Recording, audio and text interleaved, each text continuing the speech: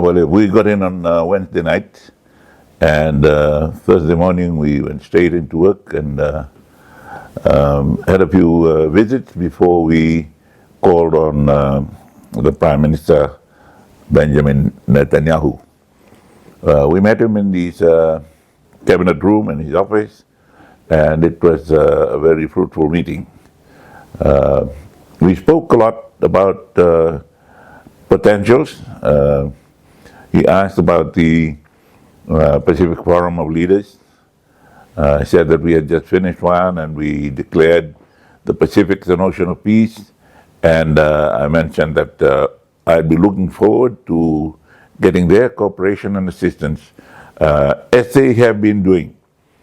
All of them, even though they're fighting, they're looking for ways to end the fighting and work towards peace.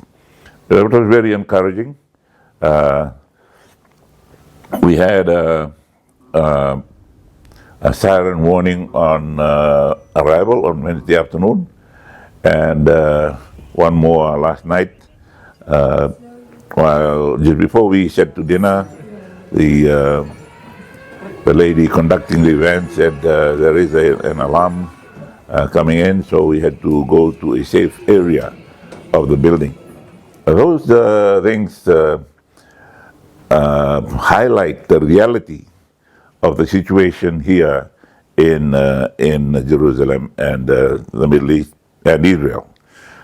So we had to be on alert all the time. We had to keep our ears and eyes open and understand where we need to evacuate to in terms of trouble. The visit to His Excellency the President was also very fruitful. He is very much aware of what is going on in the Pacific and Fiji, particularly the potential of cooperation between the islands of the Pacific and the great state of Israel in the areas of technology, the areas of innovative development, agriculture, and general land use. As we know, they have a very limited area of land. It's already delineated by international conventions, and they cannot go beyond that, nor have they tried to annex any adjoining areas.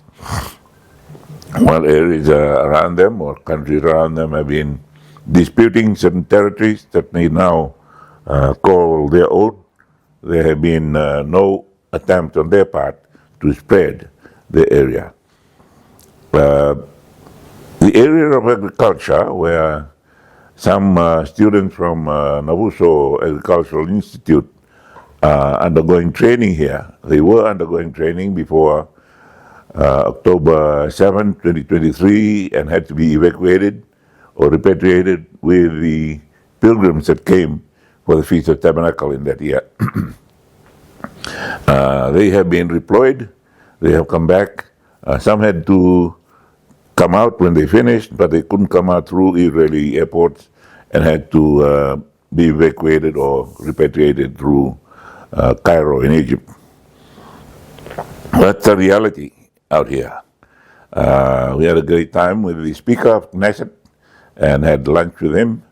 The topics are the same. They want development partners. They want to share their technologies. They want to share their innovative ideas with countries in the Pacific.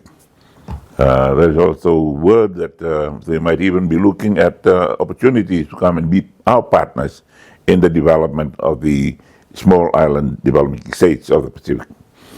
I will have to take it up with the Secretariat and probably bring it up in the next forum meeting next year. It goes in line with the concept of the Pacific is an ocean of peace, where we're friends to all and enemies to none. And what is good for us, from them, we will embrace. It was good to see some of our serving soldiers and be with them on the first night, where we had an abbreviated ceremony of welcome, and we saw all of them there, and it was good to see them with the commander who had come from Fiji, and is spending more time here talking to defense leaders and also to the men and women on the ground.